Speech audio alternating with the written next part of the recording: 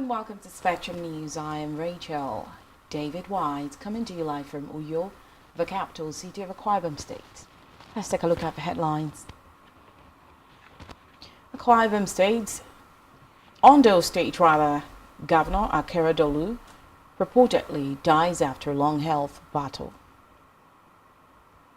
Governor Moino declares January 2nd, 2024 a public holiday to hold state Thanksgiving service. Plus, 9 Israeli soldiers reportedly wounded in Hezbollah strike. We'll bring you details of the stories and many more in a moment.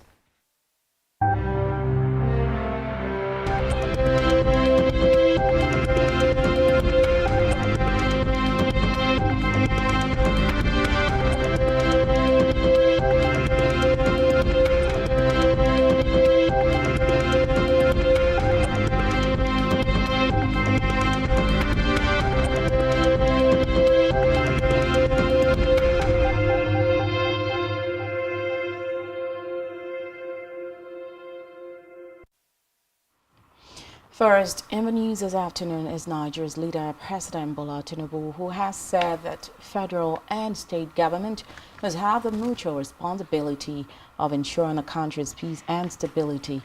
He emphasized the need for closer collaborations between the federal government and states to foster rapid infrastructural development nationwide. Tinubu made the call when he received the state governors under the auspices of the Nigeria Governors Forum at his residence in Lagos. The president reiterated his condemnation of the latest killings in Plateau State and his order on security agencies to hold the carnage in Plateau State and intensify the pursuit of those responsible for the recent tragic event in Bokos and Burkinlada local government areas. Condoling with the victims, he emphasized the sanctity of human life and called for a change of mind among those with contrary beliefs, cautioning them about the unavoidable consequences of their actions. In a related development, the Speaker of the House of Representatives, Tajuddin Abbas, has condemned in strong terms the wanton attacks on communities with Bakos and Burkinladi local government areas of Plateau State on Christmas Eve. Abbas, who decried the attack as barbaric and heinous, said the deaths were too many, especially at this time. He noted with concern the trend of attacks by gunmen, bandits, and other criminals who kill innocent Nigerians. The Rep Speaker charged the security and intelligence agencies to forestall further loss of lives and property in Plateau and other parts of the country. He also asked the security agencies to go after the perpetrators of the dastardly act, apprehend and prosecute them. From the legislature, the Senate leader Okweyemi Bamidele has revealed that the National Assembly will pass the 2024 appropriation bill on December 30 to sustain the January to December budget cycle. He disclosed this at the session with journalists in Ekiti State, saying all federal lawmakers who have to cut short their holidays to ensure the speedy passage of the 2024 appropriation bill. Bamidele said to ensure the passage of the budget, the National Assembly abridged time to make all ministries, departments and agencies appear before the joint sitting of all the relevant committees of both the Senate and House of Representatives. Meanwhile, Bamidele has expressed concerns about the activities of economic saboteurs who were doing everything to keep exchange rate high against the Naira or trying to make the Naira unavailable to the people. Away from that, the Central Bank of Nigeria, CBN, has affirmed the safety of funds in Nigerian banks, emphasizing the stability of the country's banking sector. The Apex Bank therefore advised the public to continue with their regular banking activities without succumbing to the alarm caused by unverified reporters not originating from the CBN concerning the health status of Nigerian banks. The CBN stated fees that it is fully equipped to carry out its statutory duty of upholding a stable financial system in Nigeria. In a statement issued by the Acting Director, Corporate Communications, Hakama Sidiali, the Apex Bank said it has noticed reports in certain media outlets about a recommendation for the federal government to take over some CBN-supervised financial institutions. The clarification comes after the reports by the CBN Special Investigator, Jim Obazi, that the embattled former governor of the Apex Bank, Godwin Emefiele, used proxies to set up two financial institutions. In a separate development, the air component of Operation Delta Save has destroyed 6 illegal oil refining sites in the Degema local government area of River State. The illegal sites were said to be clustered within an approximately 80-meter radius, situated approximately 6 nautical miles south of Opu Arubana. The Director of Public Relations and Information, Nigerian Air Force Air Commodore Edward Gakwet, discloses in a statement. He noted that the service would continue raids against oil thieves and other criminals across the country despite the festive period.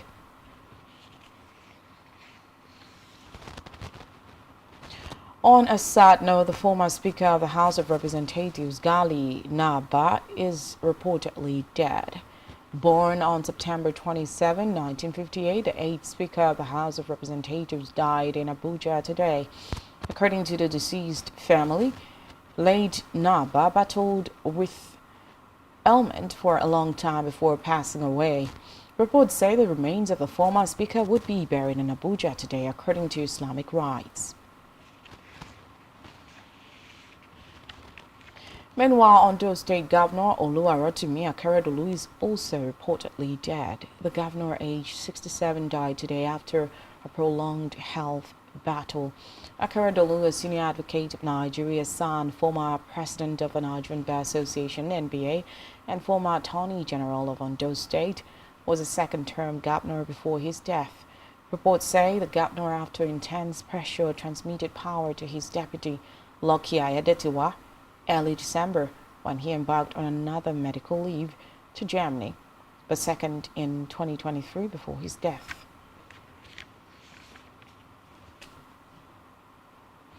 Back here, Akwa Ibom State Governor Pastor Omoina has declared Tuesday, January 2nd, 2024 as public holiday to mark the New Year, Thanksgiving, and official opening of the International Christian Worship Center in the state. Governor Omoina therefore called on all Akwa Ibom people to turn out as a people united under one God for the Thanksgiving service, as he renewed his pledge to work for the unity and prosperity of the state. To reciprocate the love and confidence proposed on him by his election as governor and continuous show of support to governor made this known while speaking at the maiden edition of Nsidubium Day, an initiative of Governor Bill to be an annual event to host his kinsmen, stakeholders of his government, and Akwa Ibom people in celebration of his mandate as governor of Akwa Ibom State.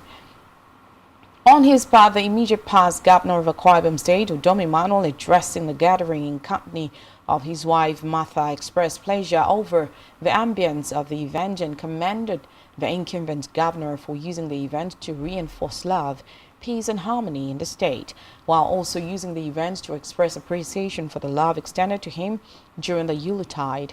The former governor prayed the love and peace that the coming of Jesus bears to abound in every Akwa Ibom family, while urging the people to continually pray for Governor Omoina's administration and for the peace and prosperity of the state.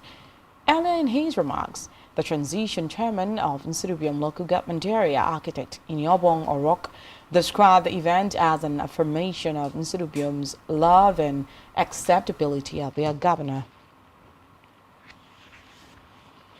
And now to Africa, where Ethiopia has officially entered default territory, becoming Africa's third nation to do so within a span of 3 years. Reports say Ethiopia's failure to make a $33 million coupon payment on its sole international government bond underscores the country's severe financial challenges. exacerbated by the COVID-19 pandemic and a recently concluded 2-year civil war in November 2022. Ethiopia had previously announced its intention to formally default earlier this month. The payment, originally due on December 11th, had a technical grace period extending until Tuesday as a result of a 14-day clause in the $1 billion bond agreement. The anticipated default aligns Ethiopia with two other African nations, Zambia and Ghana, which are currently undergoing a comprehensive restructuring process under the common framework. On a foreign scene, Israel's military says an anti-tank missile fired by the Lebanese Hezbollah group wounded 9 soldiers as they rescued a civilian who was injured in another cross-border strike. One of the soldiers was in serious condition, the army said, after the group was hit when rescuing a civilian injured by an anti-tank missile fired from Lebanon amid the Gaza war. Reports say the missile had hit a Greek Orthodox church in the village of Ikrit. The army accused the Iran-backed Hezbollah of constant firing at Israeli civilian and religious sites. Still on a foreign scene, Gaza's Hamas-run health ministry has said that at least 241 people were killed in the past 24 hours, and Israel's military operation continues in the territory. The health ministry noted that 382 people had also been injured over the same period. According to the ministry, at least 20,915 Palestinians have been killed, mostly children and women, in more than 11 weeks of fighting. Meanwhile, Israel's army chief Herzi Halevi said the conflict with Hamas would continue for many more months. Still to come in the news, Hotchland gives Man United stunning 3-2 win over Aston Villa. Just stay with us.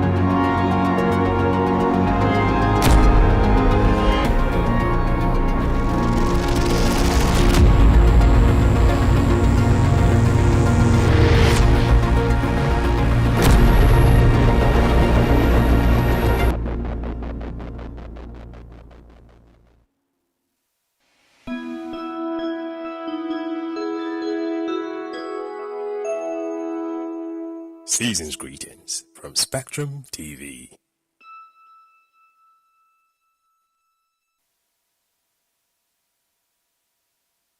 For brilliant broadcasts and entertainment, sports on the go, and news around the world, watch Spectrum TV on StarTimes DTH Channel 421 and free-to-air frequency 12733.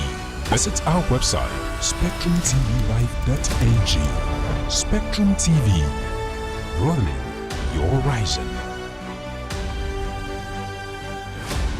Christmas season is here again, and you aware that making your business or product visible on a television space gives your brand a wider visibility and patronage? In the spirit of the season, Spectrum Television is offering a whopping 25% discount on all services. Advertise your products and services while this offer lasts from 1st December 2023 to January 31st, 2024. We are a television with a passion to take your business and services on a satisfactory lane. You do not want to miss this opportunity. For more inquiries, visit our city office at number 2 Taft Plaza Close off Akaitinen Road, Yo Akwa Ibom State, or call the following numbers on your screen. Spectrum TV, broadening your horizon.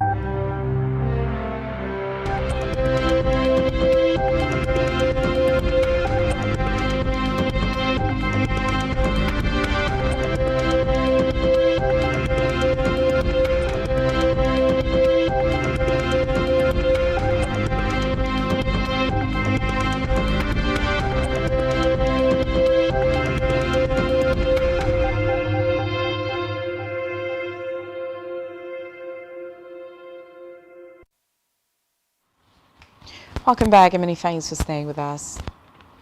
Over now to our business news. On our business news, World Bank has said that diaspora remittance into Nigeria is expected to exceed $20 billion by the end of the year, as total remittances into the sub-Saharan Africa region increases by 1.9%. The World Bank's latest migration and development brief released this month also stated that the global remittance flows would continue to grow in 2023, although at a slower pace. It was also revealed that fixed exchange rate and capital controls were diverting remittances to the region from official to unofficial channels. At the current official market rate of 885.88 naira per dollar, the expected total diaspora remittance is estimated at 17.717 trillion naira. And still in business, the National Bureau of Statistics (NBS) has revealed that the cost of intercity bus travel jumped by 61.27% in November when compared to the same period in the prior year. The NBS Transport Fare Watch report also indicated that the cost of intercity bus travel soared to 6,206 naira per drop in November compared to the previous year's 3,848 naira. The report stated that the average fare paid by commuters for bus journey intercity per drop was 6,206 naira in November 2023, indicating an increase of 5.45% on a month-on-month basis compared to 5,885 naira in October 2023. However, on a year-on-year basis, it rose by 64.44% from 637 naira in November 2022. In health, medical experts have said that the importance of early diagnosis of scleroderma and autoimmune disease, also known as skin hardening, cannot be overemphasized, as it will help improve patient outcomes. They suggested that the sooner the disease is diagnosed, the sooner appropriate treatment can commence. They said scleroderma belongs to a group of diseases called autoimmune disorders. Now to sport, where Rasmus Højlund scored his first Premier League goal as Manchester United fullback from 2 goals down to a record sensational victory in a thrilling Boxing Day encounter with Aston Villa at Old Trafford. In United's first game since Sir Jim Ratcliffe's 25% purchase of the club, and with future director and current Ineos head of sports Dave Brailsford in the director's box, Eric Ten Hag's side produced one of those back from the dead endings for which they are so famed. After John McGinn and Dendoncker had given Villa a deserved half-term advantage, United rallied after the interval and refused to let their heads drop even after Alejandro Garnacho had a goal disallowed by VAR for a marginal offside decision. It was the 19-year-old Argentine who led the fight back, scoring twice in a game for the first time in his career to turn the game on its head. And still in sport, Detroit Pistons has set a new record for the longest losing streak in a National Basketball Association NBA season after the Brooklyn Nets inflicted their 27th straight defeat. Detroit, who won 2 of their first 3 games of the campaign, were beaten 118-112 at home. In the fourth quarter, the Pistons, led by Cade Cunningham, who scored 41 points, held a 97-92 lead. But the Nets took control with 13 unanswered points, and Cameron Johnson top scored with 24 in their win. The Pistons will face the Boston Celtics, who have the NBA's best record in Detroit, on Thursday.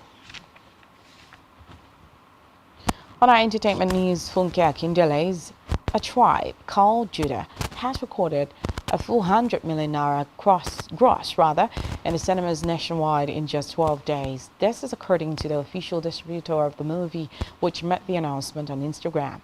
The record immediately makes A Tribe Called Judah, which was seen in cinemas since December 15, 2023, the highest grossing title for the year 2023. Other titles including Merry Men 3, Orisha, Keshari, The Kujus Again, and Something Like Gold, which follows closely behind it.